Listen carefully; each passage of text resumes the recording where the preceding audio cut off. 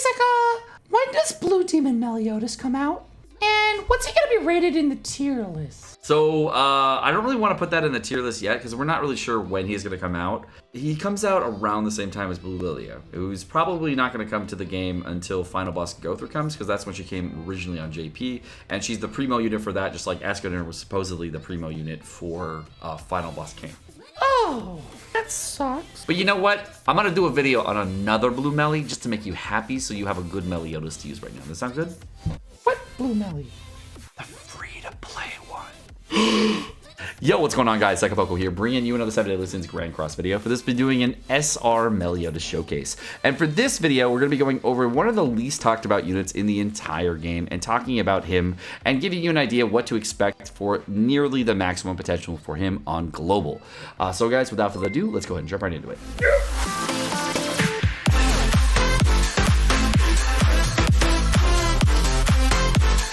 So let's go ahead and talk about Blue Meliodas a little bit as a unit. Blue Meliodas is going to have two different abilities. The first ability is going to be triple attack, and this first ability is, of course, going to have weak point. And this ability is extremely strong against the Red Demon, which is the showcase we're going to be doing today to talk about him. Second ability has full counter, and this ability is just scales off of attack, whereas the Green Meliodas, as you've previously seen, actually scales off his HP. So this is a counter ability that you can actually use to scale off attack to do lots of damage. At the first rank of this ability, it's going to do 200% attack on the counter. Second tier is going to reduce damage taken by 50%. And third ability, it's going to evade all enemy attacks as well as do 400% attack at the end of every turn. So one of the characters that's really interesting you could possibly use with this character would be Red Deldry. So if you wanted to use Deldry and do something meme as fuck Kabuki, what you could do is you could do a taunt onto the Blue Meliodas, use a tier 3 Blue Meliodas, and then just a kablow Kabuki. Wants to see that video, please. Can you make that? Thank you. You two see it. One of you two. Just make that video real quick. Just one of you two, make that video, please. Its ultimate ability apparently is not listed on the database for the entire amount of damage it does, so I'll go have to find it out in a second. And his passive ability is going to be the increase critical chance by 30% at the start of next turn for each turn this character doesn't take damage. In the Red Demon, since you're using a lot of freezes, you're actually not going to be taking a ton of damage, so that means your critical chance is going to be scaling by 30% per turn. Unfortunately, though, his critical chance is actually only 20% base as well as 160% critical damage, and he's a very low pierce rate, so he's actually not going to be doing a ton of damage with those abilities, so we're going to have to use Gustav to boost him up a little bit and try to get his max min in. Cosmetics, he does have a lot of cosmetics because he does share a pool with Green Meliodas, and as you can see, we are adding in the swimsuit event cosmetics as well as evolution character events for the Halloween event and getting some of these other ones. So as you can see, these are being updated, so I hope you guys do enjoy all the updates we're putting in here. They are going to be coming in slowly, but it is going to take some time to get these all in. There's lots of different cosmetics you can get. I'm going to be doing this 3 UR weapons. I'm not going to have obviously the Halloween cosmetic over here or the swimsuit event, but I am going to be able to do this with the PvP shop weapon, the pop-up shop weapon, as well as the release event weapon. But I won't be purchasing this. I might purchase this weapon just for this actual video, just so you can see how much damage he does. So for the purposes of this video, you're welcome. I bought it.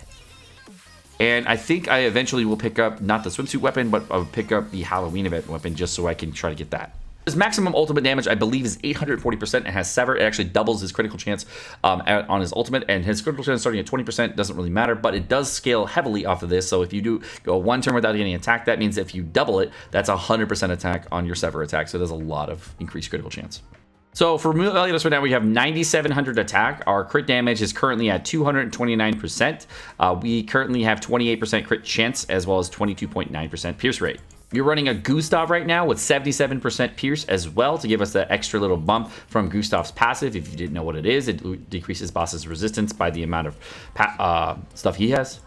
All right, so for the purpose of this, of course, we're going to be using attack food this time around, and then we're going to use another run if we can get it in on crit damage food if we can. If not, we'll just use attack food. I'm using go through, of course, and I'm trying to get go through stacks up as quick as we can. If we can get up to 5 go through stacks, that'd be great by the final heart, but we may not be able to get there.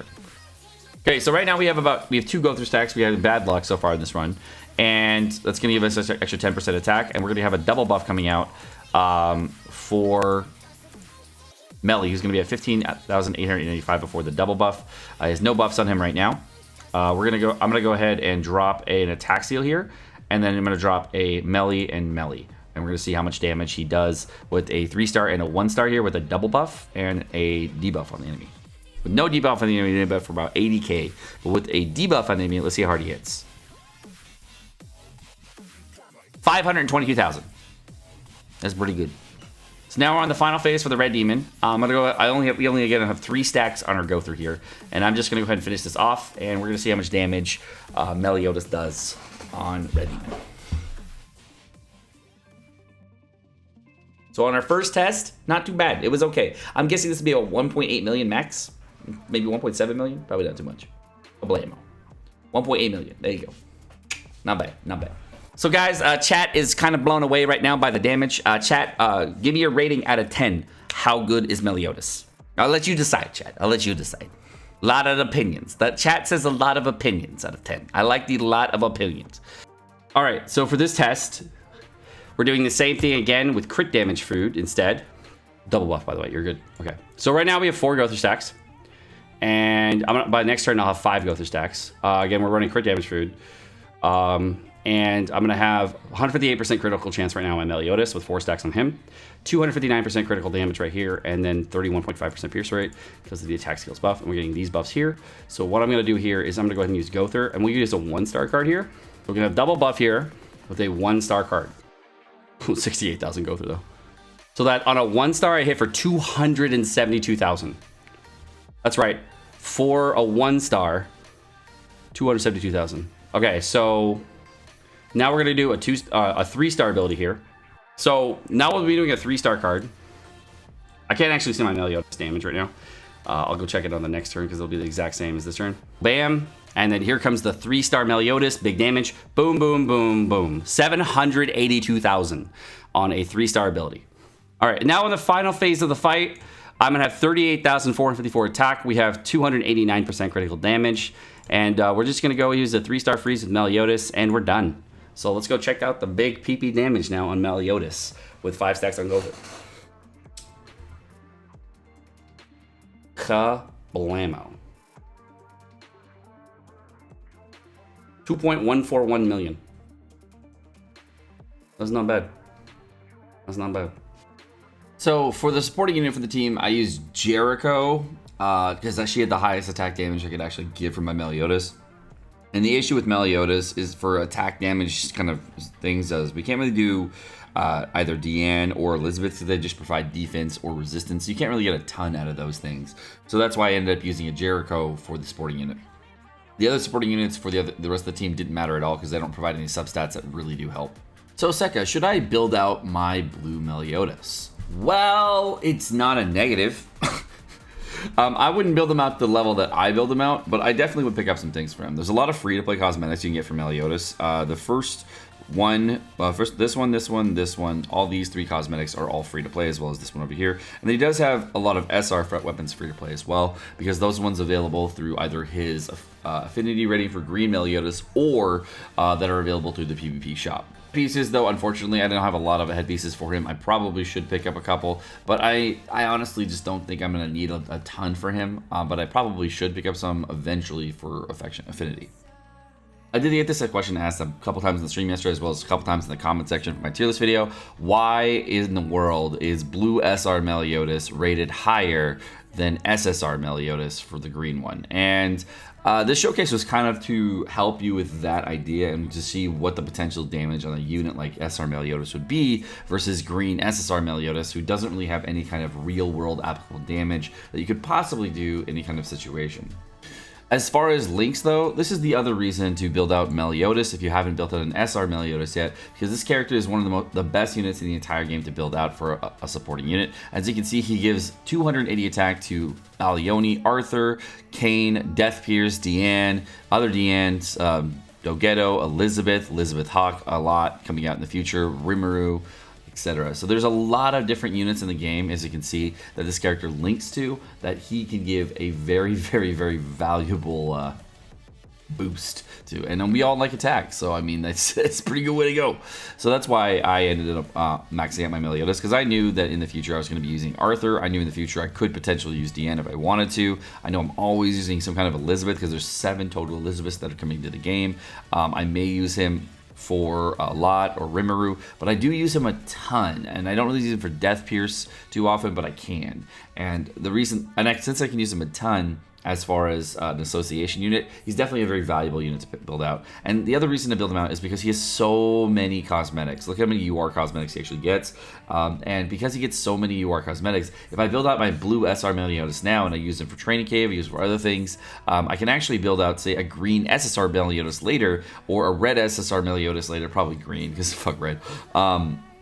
And get that max ultimate on Green Meliodas to get a little bit more stats, and then use that Green Meliodas for a supporting unit later on in the very, very end late game. But until you get 5 dupes of Green Meliodas and actually want to use the 5 dupes toward the Green Meliodas ultimate, I'm probably going to stick with SR Meliodas for like a year. So... So a lot of you guys asked me a bunch of different questions regarding how I can do different things in the game, what different things are, what my gear is, whatever. And I typically, when people come to my Twitch chat, I just refer them to different videos. But for today's video, because a lot of people were very, very generous, and we had a large amount of support on the stream, as well as a large amount of support on YouTube, you guys subscribing, having us to that 30,000 subscribers, of course, I'm going to actually be doing a Q&A session. So if you guys would like to ask a bunch of different questions of me throughout the entire day, and ask whatever questions that may come up to your mind, I'm going to be recording them for a video, and Hey, how are you? And if you want to join us, we're going to be on twitch.tv/Sekapoko, and I'm going to be there from 12 p.m. Pacific Daylight Time or noon Pacific Daylight Time all the way to 2 p.m. answering questions. So we'll have like a 2-hour Q&A session, so a lot of people are coming in answering questions throughout there, and we're going to take the best clips of that, of course, and make another video. So if you guys do want to see a truncated video of all the questions we had asked and answered, of course, we'll have that there. But again, thank you for the 30,000 subs on YouTube, and of course, I hope you enjoyed the tier list video from yesterday. And if I subscribe, peanut butter sandwiches.